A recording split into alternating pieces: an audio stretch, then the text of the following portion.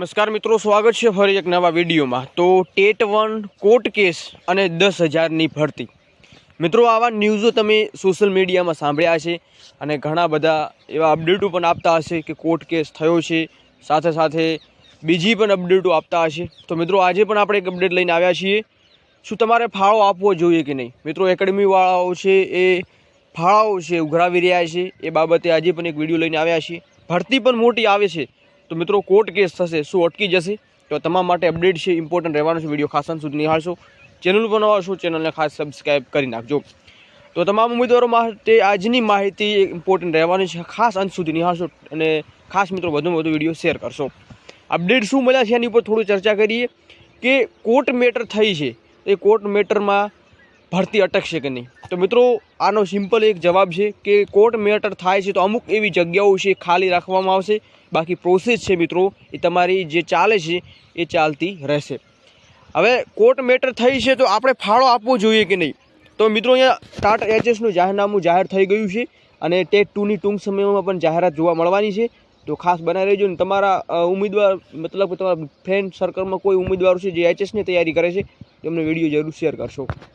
હવે ટેટ 1 પરિણામ જાહેર થતાં 10,000 વિદ્યા સહાયકની ભરતી થવાની છે મિત્રો, એ કન્ફર્મ છે જ।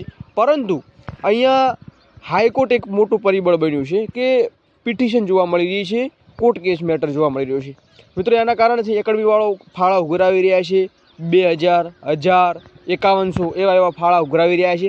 તો મિત્રો, તમને હું પહેલાં પણ કહેતો હતો અને અત્યારે પણ કહું છું કે ફાળા તમારે આપવાની જરૂર નથી, કેમ કે કોર્ટ મેટર વસ્તુ એવી છે જે ભૂતકાળમાં ભવિષ્યમાં પણ બની ચૂકી છે કે એ ગમે ત્યારે બંધ થઈ શકે છે। એમાં કઈ તરફેણમાં નિર્ણય આવે એ મિત્રો થોડી તમને પ્રોસેસ પૂર્ણ થયા પછી નિર્ણય આવે તો કોઈ કામનો નહીં, તો એ પણ રહે છે અને કોઈ સ્ટે પણ આવી જાય મિત્રો, તો એવા કોઈ ફાળા તમારે આપવાની જરૂર નથી।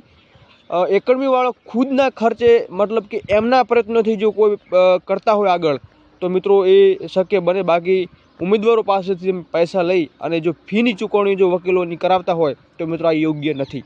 તો આવા ઉમેદવારો સુધી માહિતી જરૂર પહોંચાડજો જે લોકો મિત્રો એવી પરિસ્થિતિમાંથી આવે છે જે લોકો પૈસાની સગવડ કરી શકતા નથી, તો એમને જરૂરથી વિડીયો શેર કરશો, કેમ કે આવી પરિસ્થિતિમાં મિત્રો આપણે બધાને એકતા રાખવા જોઈએ અને એકતાથી જ આ કંઈક કોર્ટ મેટરનું સોલ્યુશન આવશે, બાકી ફાળાથી મિત્રો કંઈ થવાનું નથી।